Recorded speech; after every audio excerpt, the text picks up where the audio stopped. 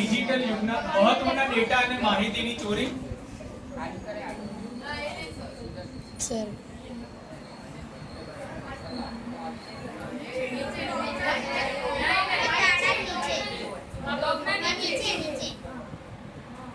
અલગ અલગ ટેકનિકનો ઉપયોગ કરી સિસ્ટમ હેક કરી પર્સનલ માહિતી તેમજ ડેટા મેળવી લેવામાં આવે છે.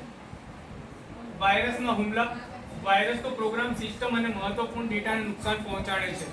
શરીરનો વાયરસ હોય કે કોમ્પ્યુટરનો વાયરસ હોય, બે આપણને ઇફેક્ટ કરે છે. ઇન્ટરનેટનો ખોટો ઉપયોગ. ખોટા વિડીયો જોવા, ખોટી આદત પાડવી, બ્લેકમેલ કરવું, કોઈના અંગત ફોટો કે વિડીયો વાયરલ થવા, સમયનો દુરુપયોગ, સતત ગેમ રમવી, વિડીયો જોવા વગેરે વગેરે. આ 3 પોઈન્ટ્સ કરતા તમારી એજમાં આ વસ્તુ ઘણી મહત્વની છે. કેમ? પોતાને એનર્જાઇઝ કરવા માટે આપણે વિડીયો જોતા હોઈએ. સી તમે પોઝિટિવ જોશો ને તો તમારી જોડે પોઝિટિવિટી એક્સેપ્ટ થશે. તો કે આ યુનિવર્સમાં એક લો છે, તમે જેવું આ દુનિયામાં આપશો ને એવું તમને મળશે. યુનિવર્સને કાયદો છે. તમે કદાચ મેડિટેશન કે એવું યોગા ને એ બધામાં ઇન્વોલ્વ થશો ને તો તમને એક યુનિવર્સ લો આવશે. પણ તો એમાં કાયદો છે કે તમે દુનિયામાં જો સારું આપ્યું ને તો એ 10x થઈને આવશે તમારી. જો તમે દુનિયામાં સારું કરશો ને કોઈને બી સારું, ઇવન ઇફ આપણે આઈડેન્ટિફાય કેવી રીતે કરીએ સારો માણસ ને ખરાબ માણસ? મોટી વાત એના સ્વભાવ પરથી, આપણા વિચાર પરથી. એટલે અમુક વસ્તુ આપણે ધ્યાનમાં લઈશું. આ વસ્તુ કે સારું કરવામાં જ આપણને ફાયદો છે અને 10x થઈને રિટર્ન આવવાનું જ છે. આ પૂરા કાગળ પર લખીને. એટલે સમયનો દુરુપયોગ તમારે ન કરવો. તમારે કોન્સન્ટ્રેટ, તમારો એમ, તમારા જે ધ્યેય બનાવેલા છે. ખબર કોઈ સાહેબે એવું તો કીધું હશે કે તમારે શું શું એચીવ કરવું છે એનું લિસ્ટ બનાવીને મૂકી દો. કીધું તમને આજ સુધી કોઈ સાહેબે એવું કીધું છે ને? તો આ વસ્તુ એમાં સૌથી મોટી તમને નુકસાન કરે. રાઈટ? એટલે આ એક વસ્તુ પીપીટી સાયબર અવેરનેસની સાથે સાથે તમારે પર્સનલ ડેવલપમેન્ટ પણ છે.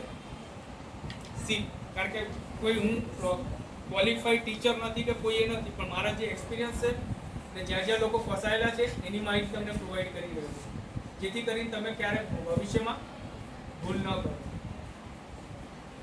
સાયબર ક્રાઇમ એટલે શું? સાયબર ક્રાઇમ એટલે કોમ્પ્યુટર, ઇન્ટરનેટ વાળું કોઈ પણ સાધન કે ઇન્ટરનેટ નેટવર્કમાં ઉપયોગથી થતી ગુનાહિત પ્રવૃત્તિ. કોમ્પ્યુટર, ઇન્ટરનેટ અને મોબાઈલ અને સોશિયલ મીડિયા, આ બધામાં જે પણ કંઈક કોઈને ઇફેક્ટ થાય છે, નુકસાન થાય છે, એ સાયબર ક્રાઇમ કહેવામાં આવે છે. ડિજિટલ માધ્યમથી છેતરપિંડી, વ્યક્તિગત માહિતીની ચોરી, ખોટી માહિતી આપવી અથવા માહિતીનો નાશ કરવો, ઓનલાઈન ધમકી આપવી, બદનામી કરવી વગેરે પણ સાયબર ક્રાઇમમાં આવે છે. સાયબર ક્રાઇમ થવાના પાછળનું કારણ એક ડર લાગતી, લાલચ, આળસ, ટેકનિકલ. આગળ આપણે સાયબર ક્રાઇમના પ્રકારો જોઈશું. Cyber bullying, social media, financial fraud, hacking, email spoofing વગેરે વગેરે. સાયબર બુલિંગ કોઈ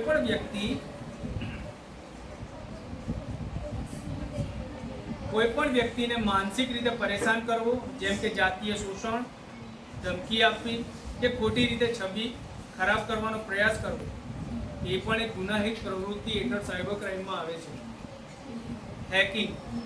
હેકિંગ એક એવી પદ્ધતિ છે કે જેના દ્વારા ગુનેગાર તમારી પરવાનગી વગર તમારી અંગત માહિતીની ચોરી કરી લે છે.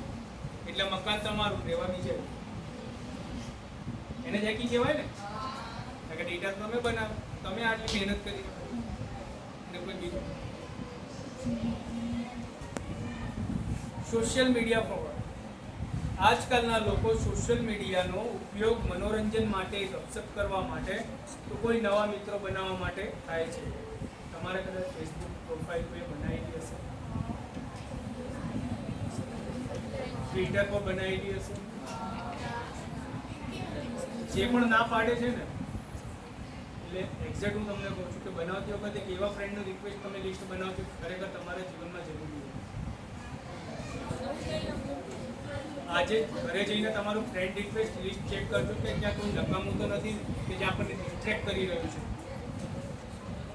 સમજ્યા? બમ્પ એટલા માટે જ બનાવવામાં આવે છે કે એની ગતિ ઓછી થાય વાહનોની.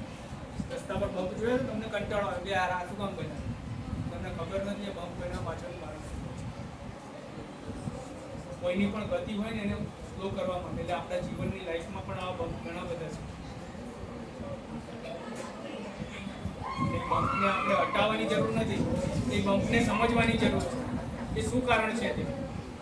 શીખ પહેલાં બમ્પ હોવાના કારણ પણ અલગ અલગ હોઈ શકે, ક્યાંક સ્કૂલ હોય, ક્યાં દવાખાનું હોય. એટલે આ બધી વસ્તુ બહુ મહત્વની છે કે જે તમને હેલ્પ કરી શકે.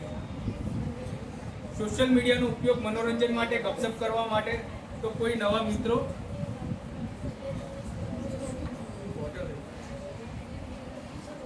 બનાવવા માટે થઈ રહ્યો છે.